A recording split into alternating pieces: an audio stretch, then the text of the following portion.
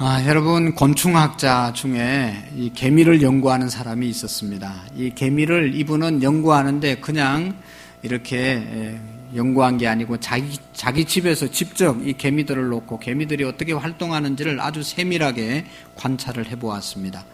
관찰을 해보니까 재미있는 것을 발견했는데 그게 뭔가 하면 어떤 개미들은 아주 자기를 먹을 것만, 먹이만 책임지는 그런 개미가 있었다는 겁니다. 하여튼 먹이는 이 개미들이, 이 개미 군단이 책임지는 그런 또 개미들이 있었고, 또 알을 놓아놓으면 이 알을 부화하고 알을 지키는 그런 알만 관리하는 그런 개미가 또 있었다는 겁니다. 또 가끔 외부로부터 적이 침입해 오면 그 적을 방어하고 막아내는 그런 병정 개미가 있었다는 겁니다. 개미를 관찰하다 보니까 이 그냥 미물인 이 개미가 얼마나 일사불란하게 자기의 역할을 잘 감당하는지를 보면서 너무 감동을 받았다는 겁니다. 철저하게 역할 분담이 되고 열심히 일하는 개미를 볼 수가 있었다는 겁니다. 특별히 일하는 개미들은 수컷이 아니고 다 암컷 개미들이 열심히 일을 했다고 하는 것입니다.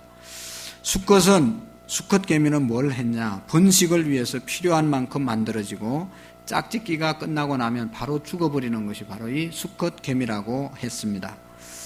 그리고 여왕 개미는 알을 낳기 위해서만 자신의 에너지를 사용한다고 합니다.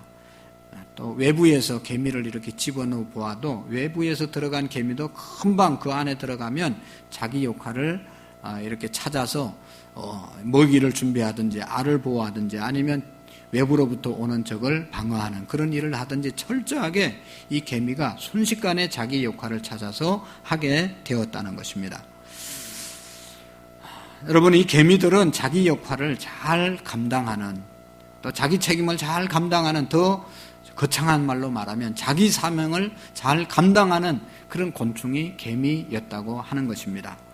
곤충학자들은 개미들이 어떻게 이렇게 자기 역할을 철저하게 잘 이렇게 분간해서 하는가를 보니까 개미에게서 페로몬이라고 하는 성분이 배출된다고 합니다. 페로몬이라고 하는 성분이 배출되어서 그것 때문에 이것은 사람들에게 있어서 의사소통하는 것과 같은 것인데, 우리도 사람들도 의사소통이 잘 되면 역할 부담을 잘 하고 자기가 해야 할 일들을 잘 찾아서 할 수 있지 않겠습니까?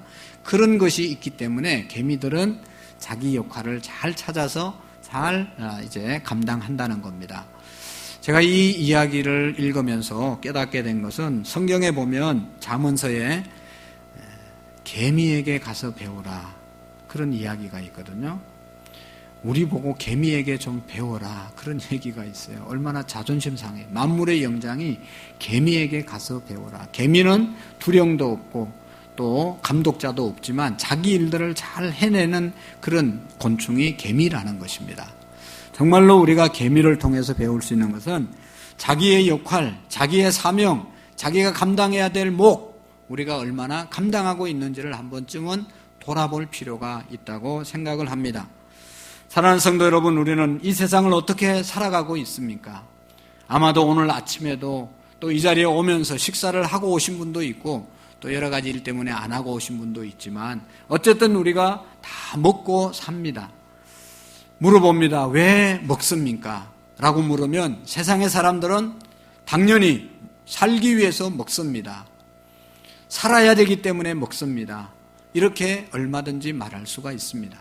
그러나 오늘 예수님을 믿고 하나님의 자녀된 하나님께서 우리를 구원하시기 위해서 예수 그리스도를 이 땅에 보내시고 그분을 희생시킴으로 우리를 구원해 주신 그 하나님 자녀된 저와 여러분들은 정말로 우리가 왜 먹냐? 살기 위해서만 먹어서는 부끄러운 인생이라는 것입니다.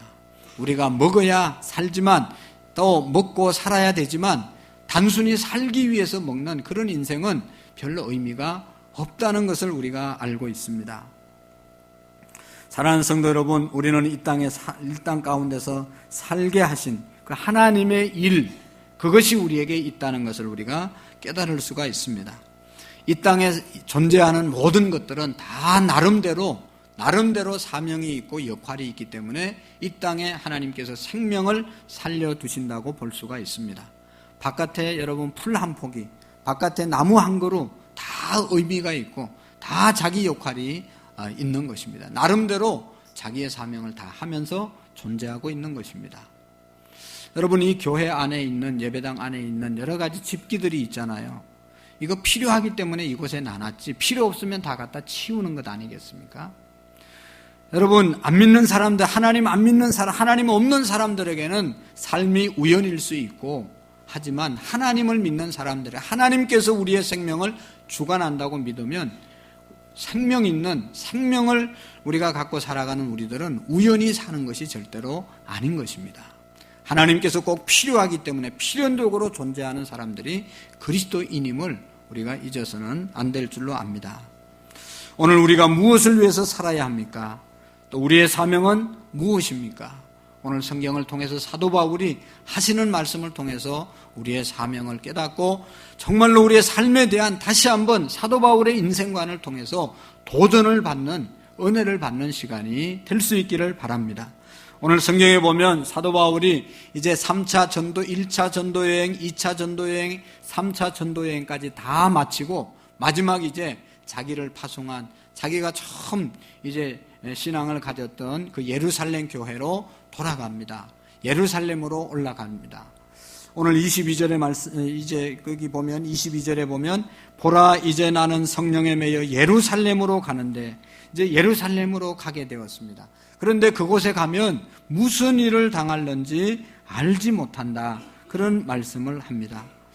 예루살렘에 올라가면 거기에서 무슨 일을 당할지 모른다. 거기에서 무슨 일을 당할지 모른다는 말은 붙잡혀서 감옥에 갇힐 수도 있고, 붙잡혀서 돌에 맞아 죽을 수도 있고, 내 운명이 어떻게 될지 알지 못한다. 그런데 사람들이 주변에서 이야기합니다. 그러니까 예루살렘에 가지 마세요. 예루살렘에 가지 말라고 만류하는 사람들이 너무 많이 있었습니다. 그래서 사도 바울은 생각했습니다. 그래도 가야 되는데, 왜냐하면 여기 오늘 성경에 보면 그곳에 가서 또 마지막까지 복음을 전가하는 것이 자기의 사명이기 때문에 가야 된다고 말하면서 이제 가면 다시 돌아오지 못하고 자기가 그동안 전도해 놓았던, 선교했던 그 교회들을 돌아볼 수가 없어서 너무 아쉬운 마음 때문에 오늘 17절의 말씀에 보시면 이제 사도 바울이 밀레도에 도착했을 때 사람을 에베소로 보내서 에베소 교회 장로들을 초청하고 교회 지도자들을 불러 옵니다. 사도 바울이 목회했던, 3년 동안 목회하면서 세웠던 교회가 에베소 교회거든요. 에베소 교회 지도자들을 불러서 마지막으로 건면을 합니다. 18절의 말씀에 보시면 이제 장로들을 청하니 18절에 보면 어떻게 했어요? 오매 그들이 말하되 아시아에 들어온 첫날부터 지금까지 내가 항상 여러분 가운데 어떻게 행하였는지를 여러분도 아는 바다, 말씀하고 있습니다. 사도 바울이 에베소에 있는 자기가 개척하고 자기가 선교했던 3년 동안 목회했던 교회 장로님들, 지도자들을 불러서 이야기하는 내용입니다. 내가 3년 동안 그 교회를, 또 그 교회에서 어떻게 항상 주를 섬겼는지 당신들이 압니다 라고 고백하는 것이죠. 여러분, 여기 보면 내가 항상 여러분 가운데서 어떻게 행하였는지를 여러분도 아는 바니, 그 말은요, 항상 어떻게 행했는지 여러분이 증인입니다. 그런 이야기거든요. 사도 바울이 항상 3년 동안 항상 3년을 한결같이 내가 교회를 섬겼습니다. 여러분들을 섬겼습니다. 당당하고 떳떳하고 자랑스럽게 이야기하는 겁니다. 여러분, 오늘 우리도 다 신앙생활을 하고 예배생활을 한다고, 신앙생활을 한다고 예배생활하고 또 교회에서 맡아진 찬양대도 하고 교사도 하고 뭐 여러 가지 일을 하잖아요. 만약에 우리도 마지막 이 교회를 떠날 때, 또 우리의 생애를 마칠 때 어떤 사람을 붙잡고 내가 항상 이렇게 저렇게 섬겼습니다, 당당하고 떳떳하게 부끄러움이 없이 이렇게 말할 수 있었으면 좋겠습니다. 사도 바울이 이 말을 했던 것은 나는 에베소 교회 목회하면서 절대로 요령을 피우거나 부끄러운 일을 하지 않았습니다. 항상 이렇게 했습니다. 자랑스럽게 말을 했다는 것이죠. 우리 모두에게 맡겨진 사역들이 있는데 그 사역을 되돌아볼 때 나는 이렇게 봉사했습니다, 나는 찬양대를 할 때 이렇게 섬긴 것 집사님 아시죠? 항상 동일하게 섬겼다는 것을 말할 수 있는 그런 자랑할 수 있는 우리의 사역이 되어질 수 있기를 축복합니다.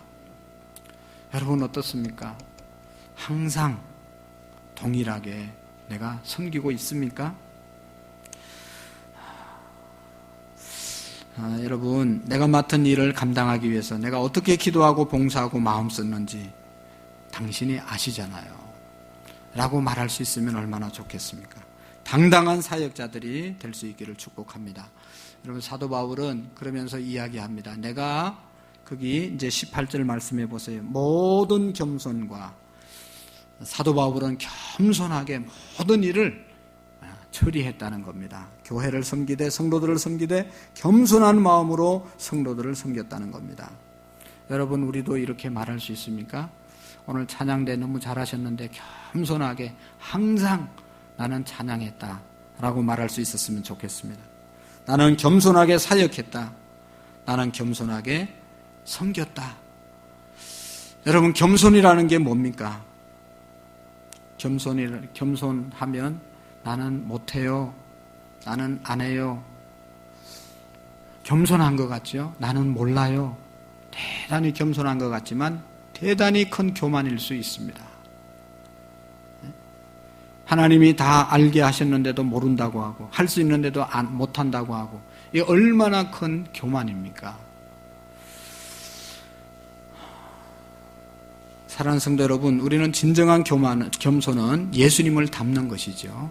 예수님은 나는 하나님과 동등됨을 취할 것을 여기지 아니하시고 그 모든 하나님 되심을 버리시고 이 땅에 내려오셔서 종의 형체를 가져서 우리를 구원하셨다고 말씀하고 있습니다. 빌립보서 2장에. 여러분, 진정한 겸손은 나의 기득권을 내려놓는 것입니다. 나의 기득권을 내려놓고 섬기는 것이 겸손인 것입니다. 나는 직분이 뭐다.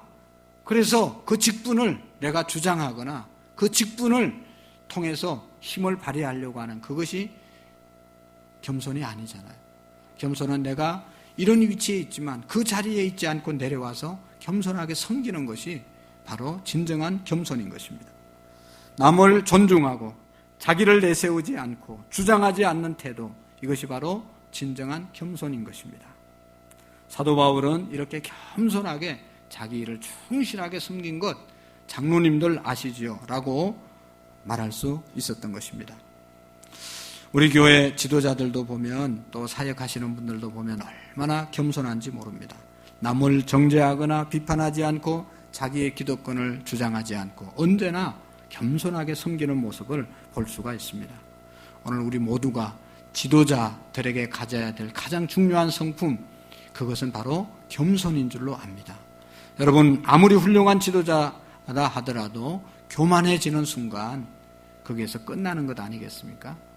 여러분, 아무리 훌륭한 지도자라, 사회 지도자라도 교만하게 되면 더 이상 잘할 수가 없고 더 이상 발전할 수 없고 더 이상 더 올라갈 수가 없는 것이 바로 이 교만인 것이죠. 우리 교회 모든 성도님들이 가져야 될 이 성품, 사도 바울처럼 겸손히 주님을 섬겼습니다 라고 고백할 수 있기를 축복합니다. 그리고 여기 보시면 사도 바울은 모든 눈물이며, 사도 바울은 겸손히 섬겼을 뿐만 아니라 눈물로 섬겼다고 고백하고 있습니다. 여러분, 우리가 교회를 제대로 섬기려고 하면 여기에 눈물이 있어야 되는 것입니다.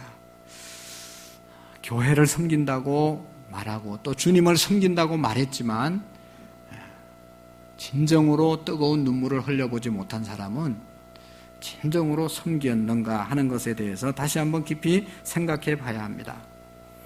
주님을 섬기고 교회를 섬기다 보면 거기에 눈물이 필요하고 눈물이 있어야 열매가 있는 것입니다. 저도 여러분 보시기에 어떨지 모르지만 많은 눈물을 흘리고 또 속으로 눈물을 흘릴 때가 참으로 많이 있습니다. 부족하고 힘들어서가 아니라, 부족한 것이 있고 힘들어서가 아니라 성도들의 힘든 삶을 보면 함께 힘들어지기 때문에 눈물이 나는 겁니다. 건강하다가 아주 못설병에 걸려가지고 당황해하고 사내 중내하면서 마음 아파하는 분들을 보면 참으로 마음이 아프고 눈물이 나는 겁니다. 정말로 자식들이 잘 되기를 연념하고 자식들을 위해서 열심히 살았는데 자식들이 잘못되고 자식들이 어려워지면 그 부모의 아픈 마음이 저에게도 전달되고 참 마음이 무너질 때가 많습니다. 사업을 하기 위해서 그냥 밤낮 없이 뛰고 열심히 노력하고 최선을 다했는데 그 사업이 일어나지 못하고 무너질 때 그 마음이 얼마나 아플까 하는 것을 생각하면 참 마음이 아프고 눈물이 나는 것입니다. 사랑하는 성도 여러분, 교회를 사랑하고 주님을 사랑하면 내 있는 능력을 주장하면서 큰소리치면서 섬기는 것이 아니라 눈물로 섬기는 것이 진정한 섬김임을 우리가 기억할 수 있기를 바랍니다. 내 능력을 과시하면서 내 큰소리치면서 섬기는 것이 아니라 교회 사역할 때 힘들고 어려운 일이 있으면 눈물로 우리가 감당할 수 있기를 축복합니다. 힘들어서만 눈물이 나는 것이 아니라 때로는 감격의 눈물을 흘릴 때도 있습니다. 감사의 눈물을 흘릴 때도 있습니다. 너무 은혜가 넘쳐서 은혜가 되어서 눈물이 날 때도 많이 있습니다. 부족하고 부족하지만 하나님께서 부어주신 축복과 또 귀한 성도님들의 교회를 섬기는 그런 모습들을 볼 때 얼마나 감동이 되고 눈물이 날 때가 있는지 모릅니다. 여러분, 어제도 우리가 이제 하메노의 남선교회 연합체육대회를 했잖아요. 우리 교회 많은 분들이 함께 참여해 주셔서 감사를 드리는데 본의 아니게 직장 가서 또 여러 가지 약속이 있어서 선약이 있어서 참여하지 못한 분도 많이 계시지만 또 참여한 분들이 얼마나 감사한지 모르겠어요.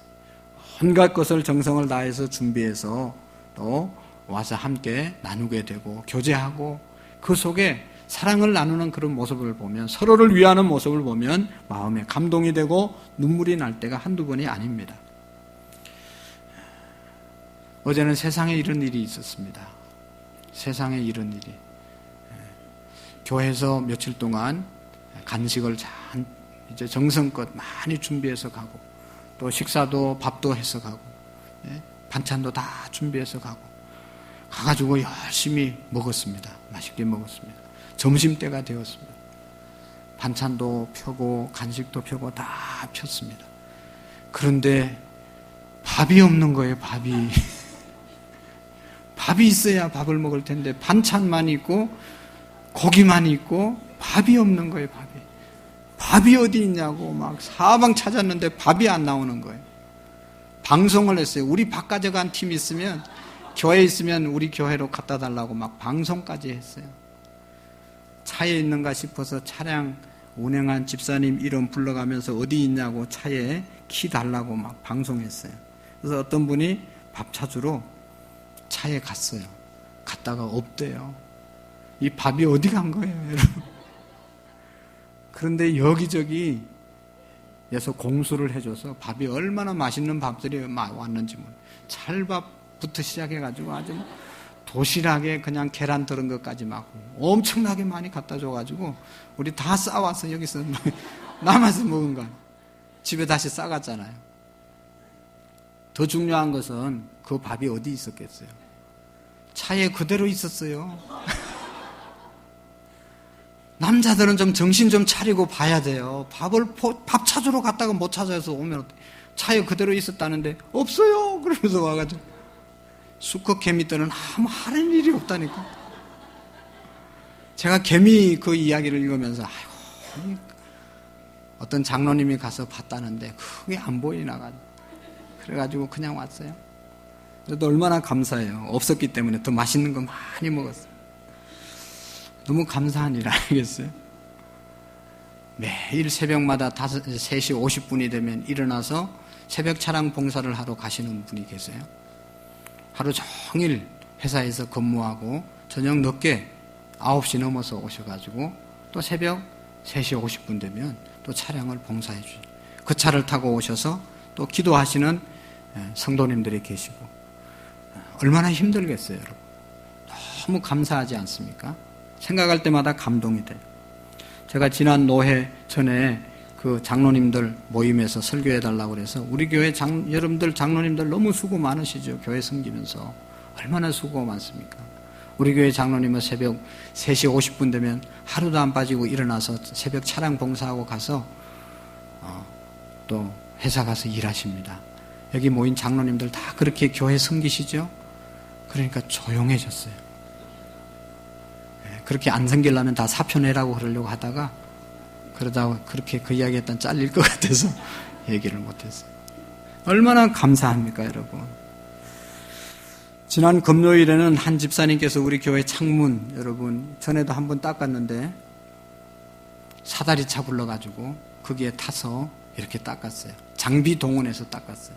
근데 이번 주에는 혼자 높이 사다리 세워가지고 장대도 높이 만들어가지고 혼자 그냥 하루 종일 했어요. 이쪽 저쪽 돌아가면서.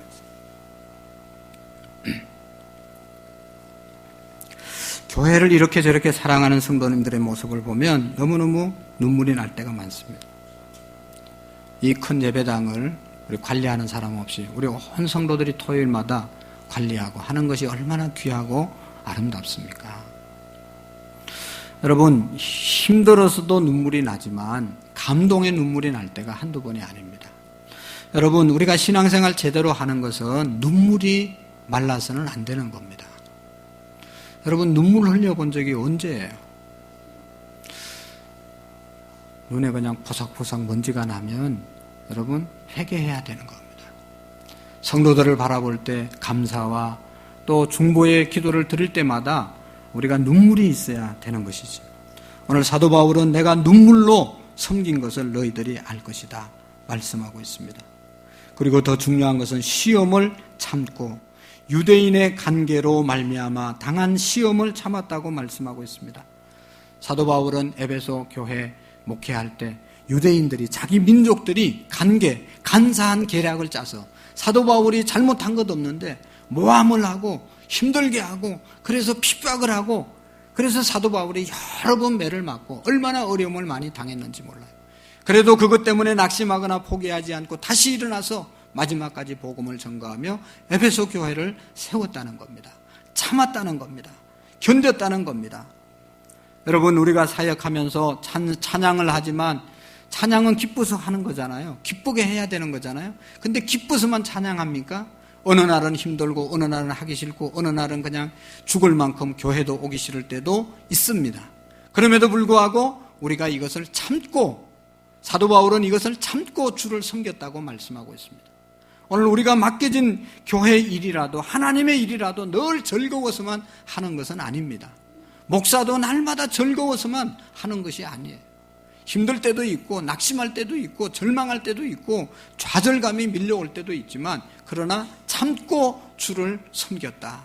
할렐루야. 참는 것이 인내하는 것이 신앙인 것입니다. 사랑하는 성도 여러분, 우리가 잘 인내하셔서 주님 앞에 서는 날 착하고 충성된 종아 내가 작은 일에 충성하였으니 큰 것으로 내게 맡기는 그런 축복을 칭찬을 받을 수 있기를 축복합니다. 여러분, 사도 바울은 이런 에베소 교회 장로들에게 이렇게 자기의 사역을 회교하고 오늘 우리에게 주시는 도전의 말씀을 줍니다. 예루살렘 성에 다 올라가지 말라고 했는데 사도 바울은 이렇게 이야기합니다. 23절 24절에 보시면 오직 성령이 각 사람에게 내게 정언하여 결박과 환난이 나를 기다린다 하시나 24절 다 같이 읽겠습니다. 시작. 내가 달려갈 길과 주 예수께 받은 사명 곧 하나님의 은혜의 복음을 정언하는 일을 마치려 하면은 나의 생명을 조차 조금도 귀한 것으로 여기지 아니하노라. 아멘. 사도 바울은 여러분 이 세상에서 가장 귀중한 것이 뭡니까? 여러분들이 가장 소중하게 여기는 것이 뭡니까? 그것이 돈일 수도 있고 뭐 그렇죠? 그렇지만 사실은 돈보다 더 귀중한 것, 그 어떤 것보다 귀중한 것, 그것은 우리의 생명이죠. 생명. 아프면 돈 다 싸가져 가지고 살려달라고 돈 줍니다. 집에 뭐 그런 일이 없지만 강도가 들어와서 죽을래 있는 거 다 내놓을래. 그러면 죽여달라고 할 사람이 있어요? 다 가져가고 살려달라고 그래요. 생명보다 중요한 건 없는 것이죠. 근데 사도 바울은 오늘 우리가 도전을 받는 것은 이 생명조차도 귀하게 여기지 않는 하나님의 은혜의 복음을 전가하는 일을 마치려 하면은 나의 생명조차도 귀하게 여기지 않는다. 이게 우리에게 얼마나 도전을 주고 귀한 말씀인지를 우리가 함께 깨달았으면 좋겠습니다. 가장 중요한 것인데 중요한 목숨보다 더 중요한 것이 사명이라고 사도 바울은 깨닫고 고백하고 있습니다. 사명을 생명처럼 귀하게 여겼습니다. 그 사명은 복음을 전가하는 것이었고 사도 바울에게서 우리도 이러한 도전을 받아야 될 줄로 압니다. 사랑하는 성도 여러분, 가슴에 손을 얹고 나의 사명은 무엇인가 한번 깊이 물어보시면 좋겠어요. 하나님께서 내 생명을 바쳐서 하라고 말씀하시는 그 사명이 있습니까? 그것을 위해서 내가 태어났고 그것을 위해서 살아가고 있고 그것을 위해서 내가 죽을 수 있는 사명이 우리에게 있습니까? 나에게 생명을 바쳐서 하라고 하는 일, 그것이 무엇입니까? 나는 지금 그것을 위해서 살아가고 있습니까? 어떤 사람은 나는 내게 주신 자식 잘 키우는 것이 나의 사명이다. 그래서 자식 키우는데 올인하는 사람들이 있습니다. 부모로서 당연히 자식을 하나님의 선물로 받았으면 잘 키우는 것은 부모의 사명 중의 사명입니다. 직장 다니면서 가장으로서 돈 벌고 가장의 역할을 감당하는 것이 가장의 사명이죠. 사업 시작한 사람은 사업을 어떻게 해서 일으켜서 사업에 성공하는 것이 사업자로서의 사명인 것입니다. 그러나 여러분, 우리가 하나님을 믿는 사람들은 자식 잘 키우고 직장에서 돈 잘 벌고 사업 잘하고 그것이 마지막 사명이 아니라는 것을 우리가 기억해야 합니다. 그것은 더 큰 사명을 이루기 위해서 하나의 수단에 불과한 것입니다. 우리가 자식이 잘 돼서 또 사업에 성공해서 직장에서 출세해서 그 다음에 하나님 복음 전거하는 것이 우리의 사명이 되어져야 하는 것입니다. 자식 잘 키우는 것보다 그 어떤 것보다 더 중요한 사명이 우리에게 있다는 것을 기억해야 합니다. 사랑하는 성도 여러분, 예수님께서 이 땅에 오신 사명이 있다고 말씀하고 있습니다. 예수님은 말씀합니다. 내가 온 것은 섬김을 받으려 함이 아니요 섬김으로 다른 사람의 영혼을 구원하기 위해서 오셨다고 말씀하셨고 그 사명을 위해서 한 길을 걸어가신 분이 예수 그리스도입니다. 오늘도 사도 바울께서 말씀하고 있습니다. 나의 생명을 조금도 귀한 것으로 여기지 않는다. 하나님의 은혜의 복음을 전거하는 일을 마치려 하면은 조금도 귀한 것으로 여기지 않는다고 말씀하고 있습니다. 예수님이 이 땅에 오셔서 나는 마귀에게 눌린 자를 자유케 하고 가난한 자에게 부유하게 하고 포로된 자에게 자유를 주시기 위해서 예수님이 오셨다고 말씀했습니다. 눈먼 자를 보게 하려 하심이라 말씀하고 있는 것입니다. 주님이 이 땅에 오셔서 이 사명 감당하고 더 중요한 것은 예수님의 그 사명을 오늘 우리 교회에게 위임해 주셨다는 겁니다. 주님의 사명, 주님이 감당하다가 가시면서 그 사명 우리에게 주셨다는 사실을 기억해야 합니다. 부활하신 예수님께서 성천하시기 직전에 말씀합니다. 마태복음 28장 18절 이하에 그러므로 너희는 가서 모든 민족으로 제자를 삼아 아버지와 아들과 성령의 이름으로 세례를 주고 내가 너희에게 분부한 모든 것을 가르쳐 지키게 하라고 말씀하고 있습니다. 다른 말로 말하면 우리 보고 제자 되라고, 예수님 제자 되라고 말씀하시고 또 제자 삼으라고 말씀하시고 또 제자 삼은 사람들을 또 양육해서 또 다른 제자로 세워가라고 말씀하시는 것이 주님이 우리에게 맡겨진 사명인 것입니다. 김환란 박사라고 하시는 이제 이화여대 총장을 지내신 박사님을 우리가 알고 있습니다. 그는 늘 이화학당에서 예배를 드리면서 성경을 배웠습니다.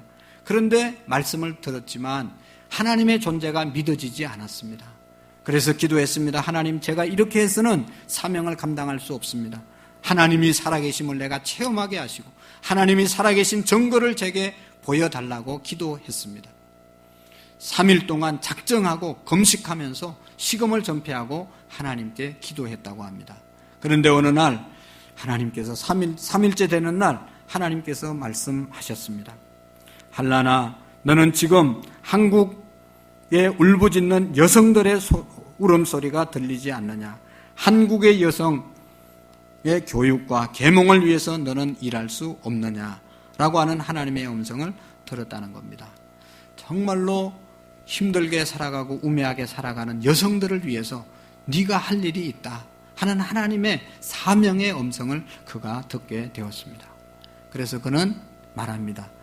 결혼도 안 했는데 결혼 안 한 이유가 결혼할 시간이 없다는 거예요. 한국의 우매한 여성들을 깨우치기 위해서는 그 시간도 없다 하면서 평생 동안 여성들의 교육과 계몽의 선각자로 살아갔던 것을 우리가 알 수가 있습니다. 사명은 하나님께서 주신 것입니다. 내게 하나님께서 주신 사명을 한번 찾아보시기를 바랍니다. 그리고 그것을 위해서 내가 죽을 수 있는지 헌신할 수 있는지를 물어보셔야 합니다. 우리가 아는 것처럼 위대한 삶을 산 사람은 다 사명에 사로잡혀서 사명감으로 사는 사람이 위대한 일들을 이루어 갔던 것입니다.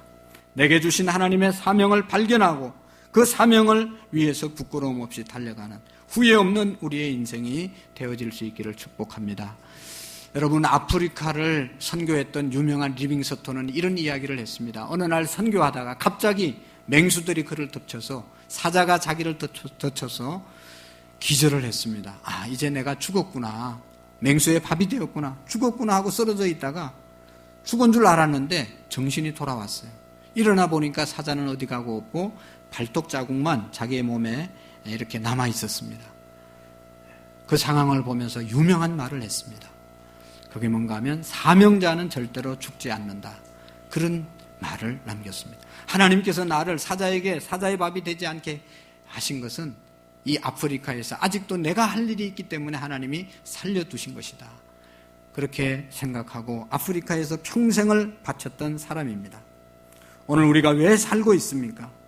젊어서 삽니까? 건강해서 삽니까? 세상의 사람들은 그래서 산다고 할 수 있지만 하나님은, 오늘 하나님의 백성들은 그래서 사는 게 아닙니다. 젊어서 사는 게 아니고 힘이 있어서 사는 것이 아니라, 먹기 위해서 사는 것이 아니라 하나님이 우리에게 맡겨준 사명이 있기 때문에 사는 줄로 믿습니다. 내가 그 사명을 위해서 태어났고 그 사명을 위해서 살고 그 사명을 위해서 죽을 수 있는 그런 저와 여러분들이 될 수 있기를 축복합니다. 온 천하에 다니며 만민에게 복음을 전파하라, 이것이 주님이 교회에게, 오늘 우리에게 주신 사명입니다. 여러분, 저는 개인적으로 생각해 볼 때 우리 교회가 많은 복을 받았다고 믿습니다. 우리 성도님들은 더 많은 복을 개인적으로 받으셨습니다. 믿습니까? 아까 제가 기도할 때도 이렇게 엄청난 복을 받았는데도 못 깨달으면 참 하나님 앞에 회개했는데, 여러분 얼마나 큰 복을 받았습니까? 여러분, 복이라고 하는 것은 사명임을 우리가 기억해야 합니다. 하나님이 남보다 나에게, 우리 가정에게, 우리 교회에게 주신 특별한 것이 있으면 그것은 복인데, 그 복은 곧 사명임을 우리가 기억해야 합니다. 여러분, 젊었습니까? 젊음이 복이 아닙니까? 그 복은 곧 사명이라는 것이죠. 왜 젊음을 주셨습니까? 어려운, 연약한, 연세 드신 분들 잘 섬기라고 젊음을 주신 것이죠. 물질이 남보다 많습니까? 왜 하나님이 물질을 축복으로 주셨습니까? 어려운 사람들 좀 더 나누고 섬기라고 물질의 축복을 주신 것입니다. 지혜를 주셨습니까? 지식을 주셨습니까? 왜 주셨습니까? 무식한 사람들 무시하라고, 자기 자랑하라고 준 것 아니잖아요. 나보다 연약하고 우매한 사람들을 섬겨서 깨우치라고 하나님이 남다른 지혜를 주신 줄로 믿습니다. 하나님이 주신 축복은 사명입니다. 여러분, 계속 우리가 복받은 삶을 살기 위해서는 이 사명을 감당할 줄 알아야 더 많은 복을 누리는 겁니다. 오늘 우리 교회가 이만큼 복을 받았는데 그냥 복받았다고 우리끼리 잘 먹고 잘 살면, 사명을 감당하지 않고 사명을 모르고 우리끼리 재미있게 지나면 이 복을 하나님이 거두어 가시지 않겠습니까? 하나님이 우리에게 더 큰 축복을 주시고 우리가 더 많은 복을 누리기 위해서는 복을 사명으로 알고 그 사명을 감당해야만 더 큰 복을 누리게 될 줄로 믿습니다. 여러분, 우리나라가 IMF를 맞이했을 때가 있었잖아요. 왜 IMF를 당했다고 말합니까? 모든 사람들이 얘기하잖아요. 우리 주제 파악 못하고 좀 있다고 우리끼리 그냥 선교 안 하고 즐기다가 그런 어려움 당한 것 아니겠습니까? 지금 여러분, 우리가 잘 살고 있는데 그 잘 사는 것이 사명임을 깨닫고 더 나누고 베풀고 섬기고 사명을 감당할 때 하나님께서 더 큰 축복을 주실 줄로 믿습니다. 6월달이 우리 교회 창립주일인데 다른 때도 여러분 우리가 사명감을 가지고 열심히 섬겨야 되지만 다시 한번 우리 가정에 주신 사명, 또 나의 개인에게 주신 사명, 교회에 주신 사명을 우리가 다시 한번 묻고 발견하고 그 사명 따라 사는 우리 모두가 될 수 있기를 축복합니다. 기도하시겠습니다. 하나님 아버지, 무엇보다도 내가 구원받고 구원의 백성 된 것처럼 우리의 가족들을 구원할 수 있게 하시고 또 하나님의 축복을 받아 누리는 우리 모든 성도님들이 되게 해 주시옵소서.